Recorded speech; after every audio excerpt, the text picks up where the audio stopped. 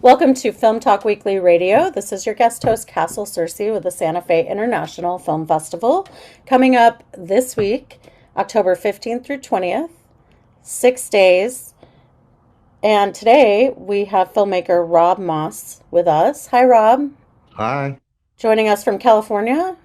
I'm in California at the moment. Yep. Okay, where do you live normally? I live in Boston normally, but Okay. I teach and I'm on sabbatical and I have a sense of freedom that I don't always have. Oh, okay. You look free this morning. So your film is The Bend in the River. It's a documentary, and it is in our film fest this year. Uh, why don't you give us like give us a window into The Bend in the River. I've been filming my friends for close to 50 years, and that has produced three films. The Bend in the River is the third of the three. The first one took place on a 35-day river trip down the Colorado. We used to be river guides. We lived outdoors. We had this life in our 20s where we just took advantage of being young. And it was a certain time in our cultural history in which a certain being outdoors, being together, being communal, trying things was possible for us in a way that was not always simple, God knows, not always simple, but also joyous. Um, but it was also a time before any of us had, if we were living in the garden in a way that it was a time before we'd taken a bite of the apple of our adulthood. None of us had made the choices that were going to define our lives. We were living in that moment before we joined the world in a certain kind of way and made certain kinds of choices. And those certain kind of choices were picked up 20 years later in the second film, which was The Same River Twice. And that film follows, five of the people who were on that original trip over 4 years, and then intercuts the old footage being on the river and being in the midst of our ever deepening middle age. Goes back and forth in time. And the third one, we're now in our 70s. And it now incorporates, being young, being middle-aged, and then whatever we are now. And it also moves back and forth in time. Now, did you know when you made River Dogs that you were going to make a sequel? Um, Absolutely not. Okay. I was just this young man with a movie camera falling in love with Okay. cinema, trying to figure out what I was doing. Um, it was, a spectacular lesson in what filmmaking was, the complexity of trying to film something you know well, but how to communicate that to other people, how to film people that you know really well in a way that gave them both. We were often, just to say, this was a certain time, we were often without clothes. This was the time before miracle fabrics.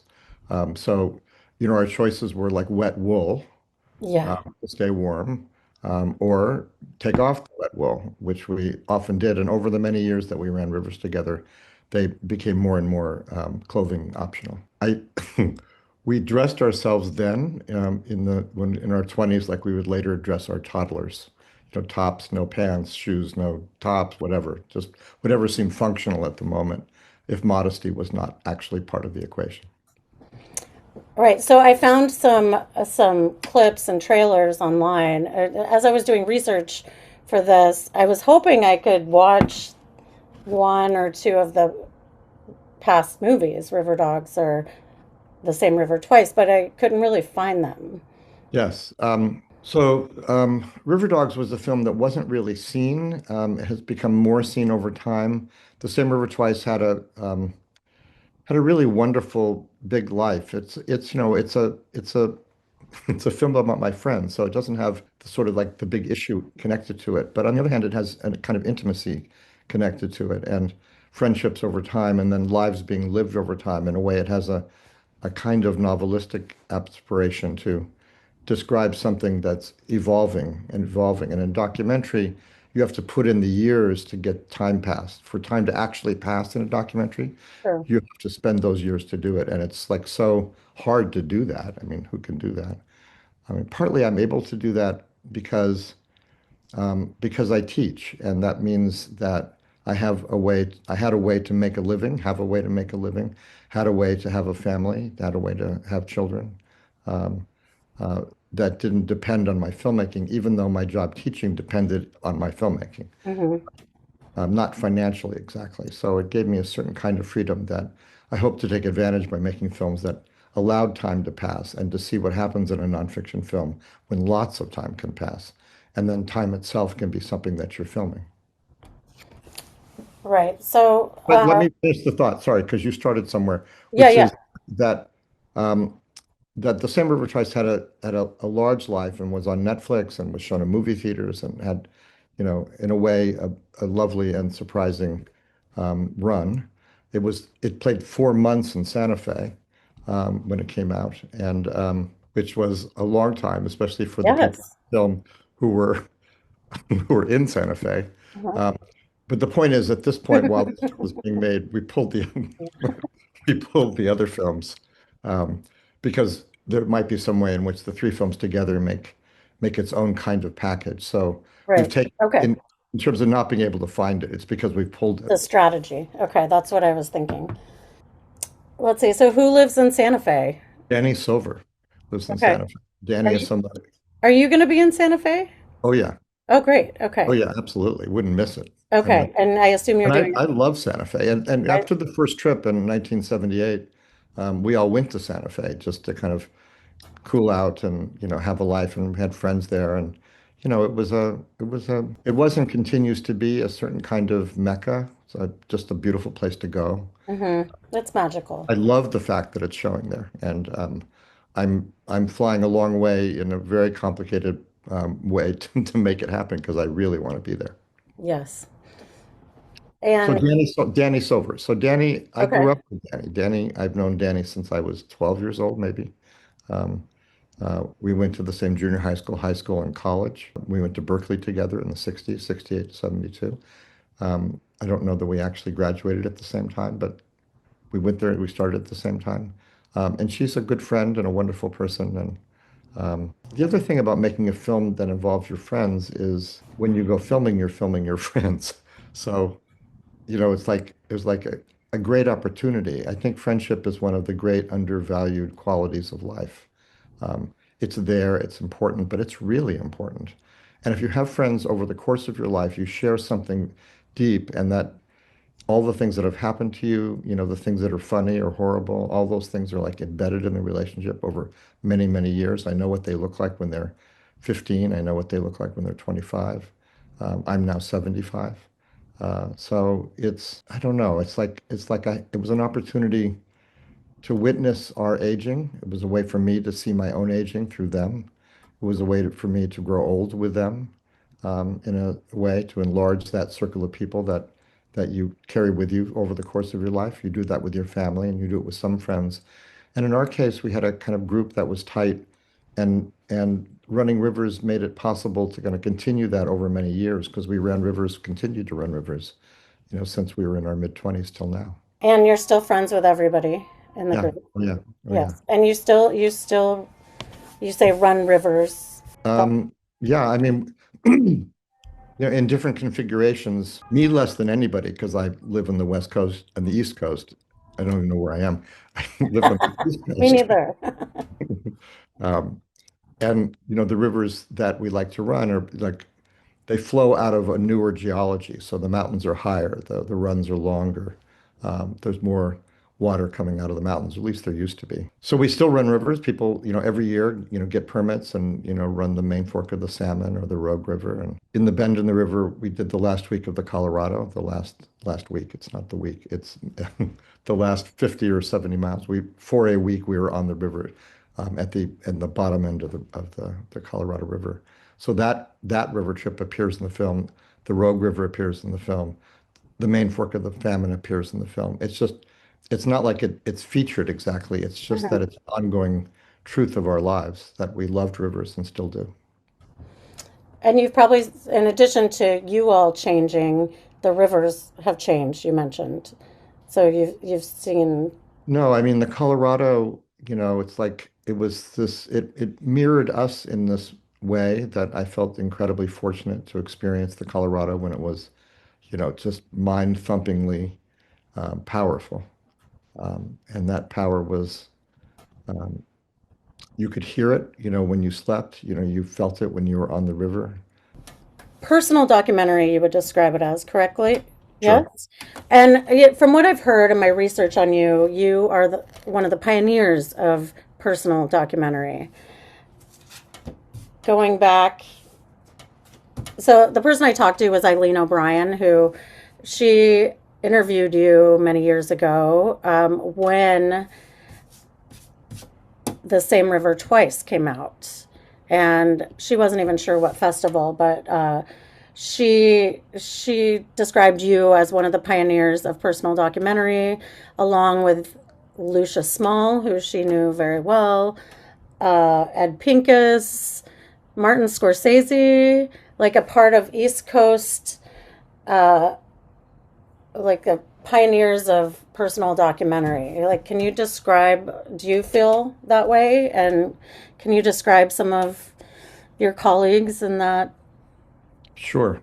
Happy to. Yeah, I think what Eileen's referring to, there was a time in the 70s when people were, it's so the problem, one of the problems in documentary is that filming other people's lives for your film is a complicated thing to do. And all the kinds of relationships, like why do people say yes to being in there? What are the power relationships in those relationships? How do you make a film that is respectful, honorable, and also deep and probing in ways that don't violate some important principles of being a human being? That you have to really be mindful of that. And in that context in the 70s and thinking about these things, people started to turn the camera on their own families and their own situations.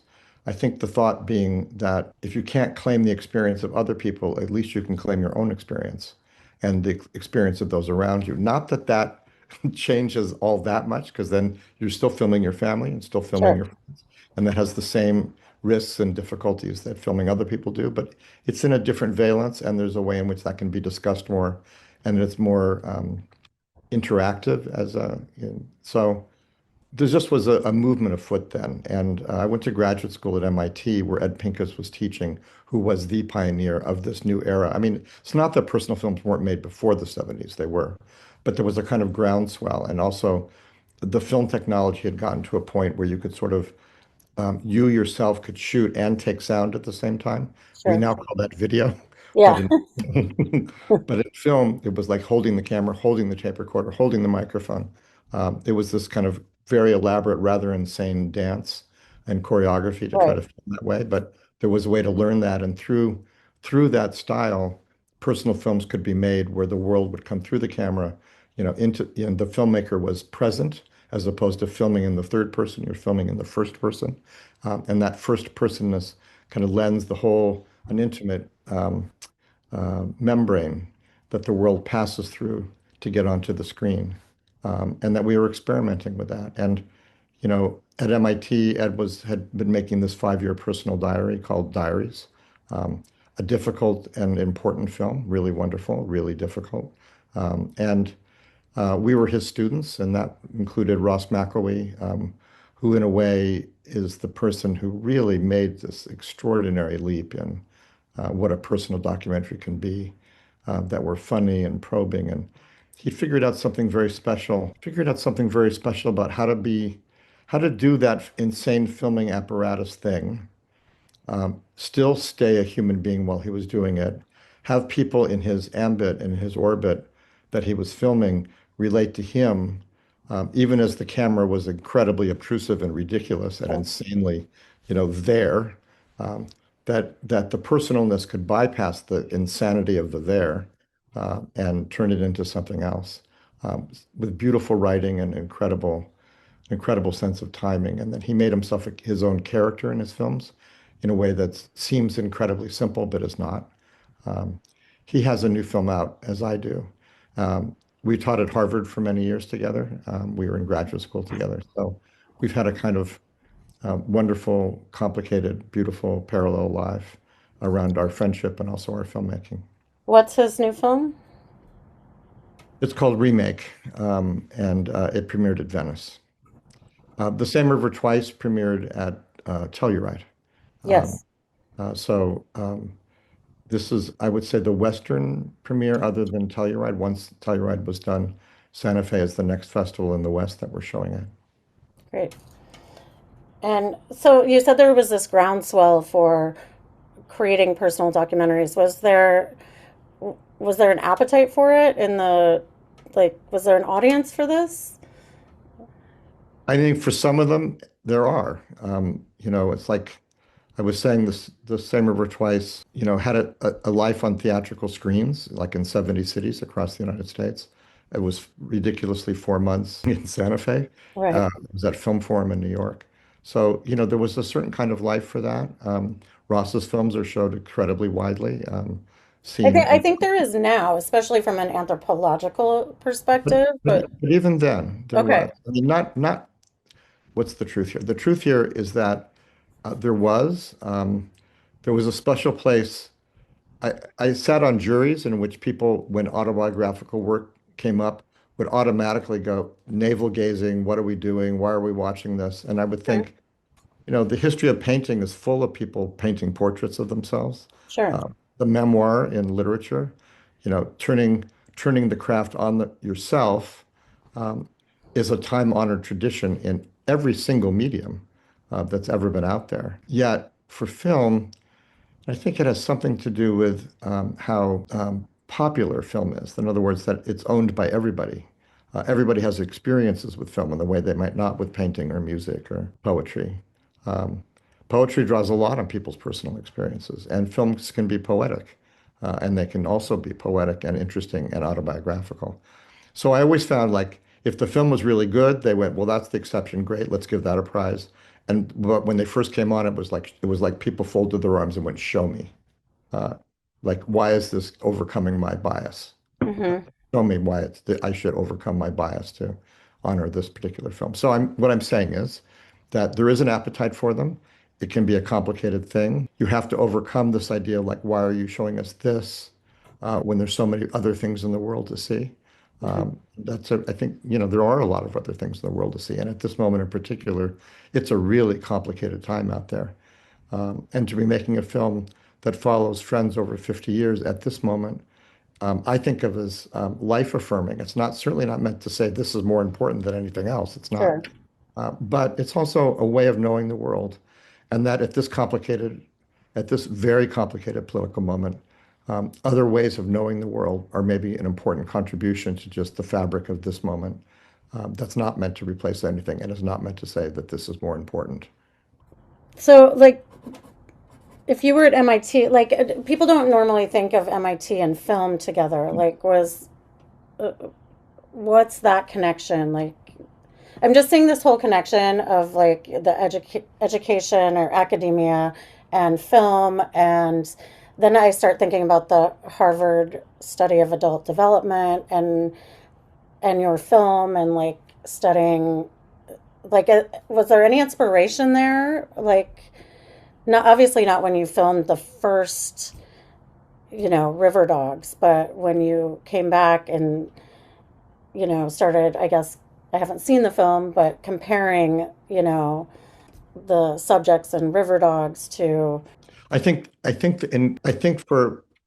Well, there's a book by Scott McDonald called oh dear, now I'm going to forget. Anyway, I'll remember this. We'll figure it out. I'll cut this for now. But I think Cambridge in particular, um, over many, many years, like even like 100 years, maybe more, um, have had people who write, who have people who think about things in a personal way, um, certain kinds of philosophies that have come out of universities, um, certain kinds of filmmakers. Fred Wiseman lives in Cambridge, Errol Morris lives in Cambridge.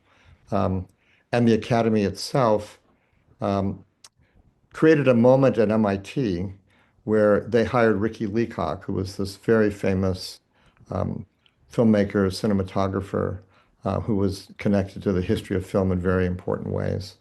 Um, and he hired Ed. And MIT is like a wonderful laboratory-based learning environment um, that people can have ideas. They have the means. They've got the means to like do experimentation to try certain things. the film is The Bend in the River, showing Sunday, October 19th, 1:45 at Sky Cinemas, and followed by a Q&A since you'll be there in person. Oh And yeah, yeah, wouldn't miss it. Wouldn't miss it. yeah, and it sounds like some of the subjects will either be in the audience or maybe getting up in the I Q&A. hope Well, so. it's a Yeah. surprises, surprises. We'll figure it out, but I sure hope so. Yeah, yeah. I So mean, Danny Silver, who's a great friend for, I don't know, what is it now, 60 years I've known her, longer. Um, will be, is in the film and will certainly be in the audience, and I hope will come on stage. I And assume would come on stage if they're willing to be in your film for uh, you would think so, yes. 60 years. Like, how do you get your friends to be in the film and be in the next film and the next? And like, it was everybody's on board and Well, it's more complicated than that. okay. No. No, no, like no, everything's so simple. Um, and in a way, yeah. So the first film, River Dogs, we're in our 20s. We're doing another Grand Canyon trip. I've run rivers with these people for many years. Some of the people I've known, I mean, of the people in the, okay, there's five people in the film. I met Jeff when I was 11. I met Danny when I was 12. I met Barry when I was 15. I met Kathy and Jim when I was 25. They're the newcomers. That means 50 years ago. And so these are people that I've known and that we all began to run rivers together, some of whom I knew before running rivers together. Um, and, when I brought a camera on to the river, it was like such a kind of clank, it's like the river trips are so kind of organic and beautiful. Not that they're simple and not even interpersonally always so simple. You're on a river trip for 35 days. It was a 35-day river trip down in Colorado River, long time. It has the dynamics of a small town that's floating downstream. So lots of gossip, and people trying to get along, and also great stuff, and having to make group decisions, and those work and don't work, and just like life, it's just a little microcosm of the complexity, but in this extraordinary environment that touches everything. And then I bring a camera and a tape recorder into the midst of it. And on the Grand, it's so big. They don't call it the Grand for nothing. It's so big, and the camera was, completely diminished, as we all are, by being in that huge environment with this huge river and this gigantic sky. Uh, so, in a way, I was a speck in the landscape, even though it was an anomalous speck. And mostly people were helpful and felt a little sorry for me that I was not having a river experience. And it's true. It's an experience that taught me that filmmaking means that you can't always do what the most fun thing is for you. You're working, but you're working it's in a goal for a goal that you believe in and have to kind of put other things aside to get that. And that whole trip was a life lesson for me about that and what filmmaking meant, how to think about that, how to, what one's commitment needed to be able to become a filmmaker. And that trip like led that to me. Now, so in that case, people weren't even thinking about themselves particularly. I was just filming who knows what it was going to be. Um, it wasn't a film that was seen by very many people, and so it didn't have much impact on them. Um, and the fact that it didn't have much of a life at the time, it's had more of a life since, um, made me think about making the same river twice, where I followed five people over 4 years from that trip. There were 17 people on that original trip. On that original trip of the 17, two have passed away. Um, None of the five that I've been filming have, or the sixth, including me. But we're all in this sort of mortal, mortal moment. And as we age, that mortal moment becomes ever clearer, and somewhere in the distance that we can't quite tell, but we know it's there. Um, the second film, likewise, I brought a little, standard definition video camera, tiny little stupid camera, and filmed people making peanut butter and jelly sandwiches and in the flow of their lives. And so they were glad to see me, but they also likewise had no idea what it was going to turn into. Nor did I exactly. I mean, I knew I was working for something and I was filming those things that I thought were interesting, but um, they didn't, there was no way to imagine, they couldn't imagine the film, and so there was no way to imagine how it would be seen. And when it got into Sundance and they came to Sundance, they saw themselves like 20 feet tall on a screen in front of, rooms with 400 people in them. It was like shocking. Um, And they had to actually come to terms with that, and I did too. What that meant, it was really complicated. And then people started writing about the film and referring to them by name. Um, so this was complicated, Wow. that people had to figure out, how to be in a movie. And I think people agree to be in movies for a lot of reasons, often that they've got something that they want to say or communicate to the world. They're doing work they think is important, whatever that might be. There's lots of reasons. In this case, they agreed because I was their friend and I asked, and they generously agreed to be part of it. Um, for the first and second one, they agreed without really knowing what they were agreeing to. And then they had to see themselves on the screen and re-agree Yeah. once that happened, which happened. And then the third one was different because they'd been in a second film, they'd been in a first film, they'd seen it on the screen, they'd been written about. Um, and they were a little, they agreed to do it, but they were a little cagier. They were aware that what they said might be seen and made them more self-conscious. And also, aging is hard to film. I mean, naked in the Colorado River, it's not easy to film, but there's a lot to film. Um, Um, being middle-aged, likewise, it's like it's so busy. There's so many things going on. Your life choices are so apparent, even though you're just doing your work and just trying to get through the day. But the camera can see all of that. Lots of energy, lots of motion. Um, but aging is different. It's quieter, it's smaller, it's more internal. I had to film over a long period of time, but also it meant that people had to come to agree to be in the film by filming over a long period of time until they got comfortable and I got comfortable. And we figured out, how to be in this moment. And that's the housing for this film, um, our aging. And this film, what period of time did you film over? Well, I probably shot, I mean, I started nibbling at it, like I filmed things here and there Okay. since after I finished The Same River Twice. Um, When I finished The Same River Twice at Sundance at the premiere screening, somebody in the audience asked if I was going to make another film. And I said, I hope to. And then they suggested The Same River Thrice as the title. And then I suggested The Naked and the Dead as a also plus, which Barry reminds me regularly. That's only funny for so long, Yeah. which which is true. Um, I've lost the thread. Where are So we? basically, like since the same river twice, you have been The filming time. off So, and on. so I've been, yes. Yeah. Since the Same River Twice, I always knew that there was a third one coming sometime. I didn't know exactly when to start. I started filming small scenes here and there as people's lives, things happened in people's lives. Uh,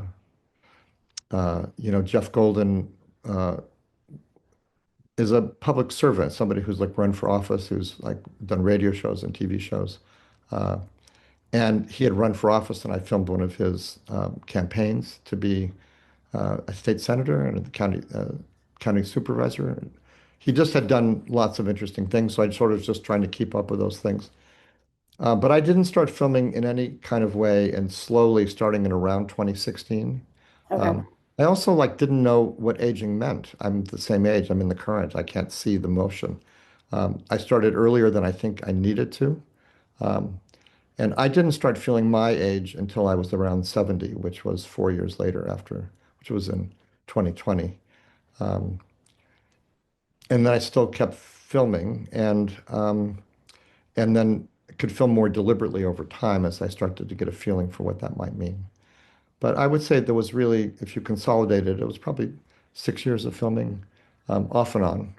Um, it's like to film the motion in time, you have to film over time. Hmm. Uh, it's not every day. I'm not editing every day. It didn't take that long. On the other hand, to answer the question, I started probably 9 years ago in some more concerted way, but ever growing. And then in the past 4 years or so, probably 2018 and 2022, and then the pandemic happened. So um, all those things had to be folded in.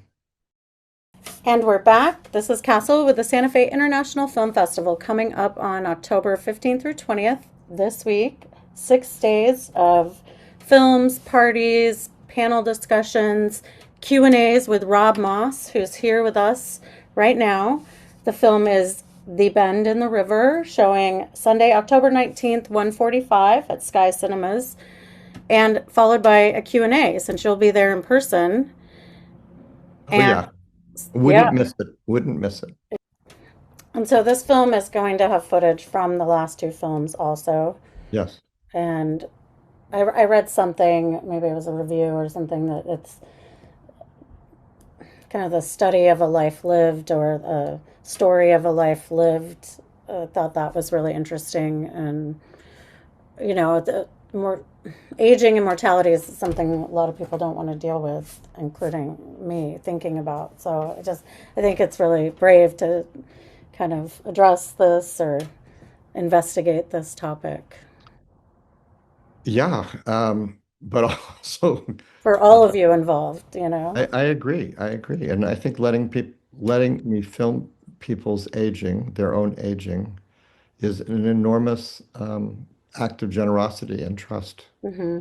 Because it's what could be more vulnerable. I mean, it's um, and time is, they're embedded in time, and we all are, and whatever exactly that means. And what is the relationship of the past to the present? How do our lives add up to whatever they add up to? How do we even think about that? Most people How do, don't want to think about it, I think, or well, they even just if want to you're fight even it. if They want to but fight I it. think it's not just well, sure.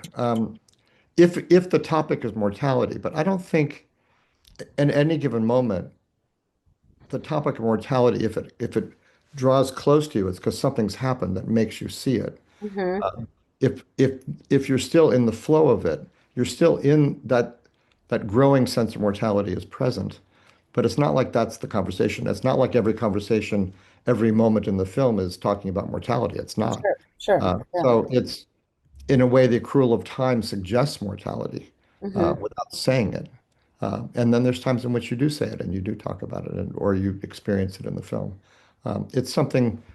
It's like the aggregation of time that a film like this has the opportunity to explore how lives are lived in time, how time changes things. Nothing stays put. The Same River Twice as a title is about nothing staying put. And then as you get older, all of these memories that meant something when they happened, if something powerful happened to you in your 20s or 40s, um, you regarded it a certain way then, but now you see it differently. Everything changes. Um, Nothing, even our experience of our own lives change. And the film tries to chronicle, in a way, what life looks like from every point that you're on that timeline. So if you're young, the same age as the people who are on the river, if you're middle-aged, between, up to 50, say, and as you start to grow older, the world looks differently. And the film, in a way, is saying, what does the world look like from here? And then there's the whole thing about memory, how like we misremember things, and like, I'm sure that comes up in your film, and like, because you have evidence of what happened back then, you know. Yeah, of course. I mean, I think memory is such an interesting thing, and how often you can be wrong.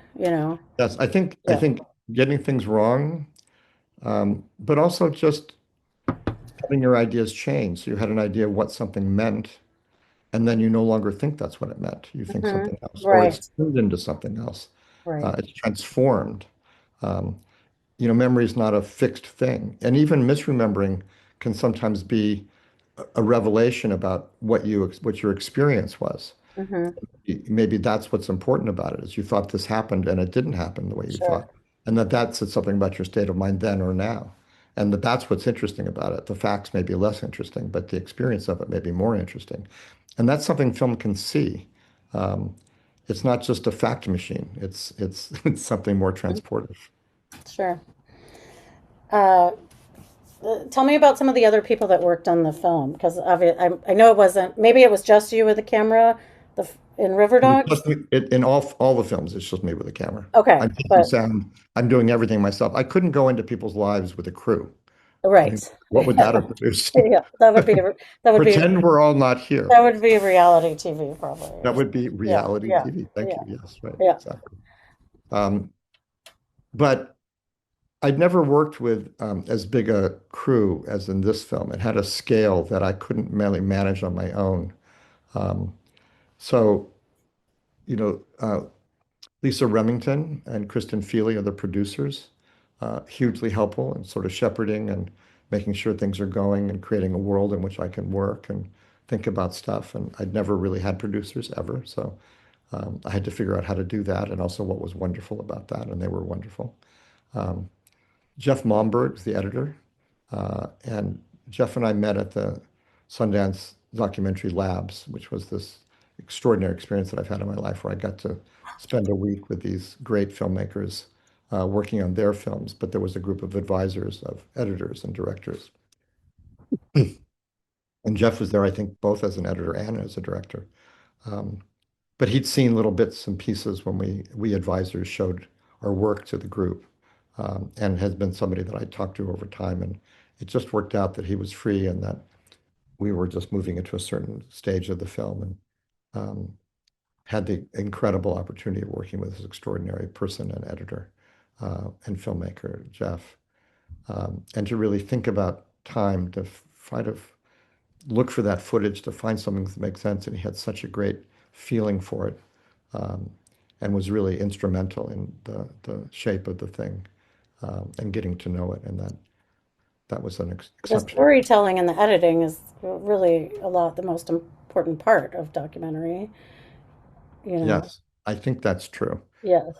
This was Diane Wireman's initial idea in creating the labs at Sundance in 2004, was um, let's talk about documentary that had never happened at Sundance at a lab. It was always fiction before then. And that her idea was that it's an editing lab. Hmm.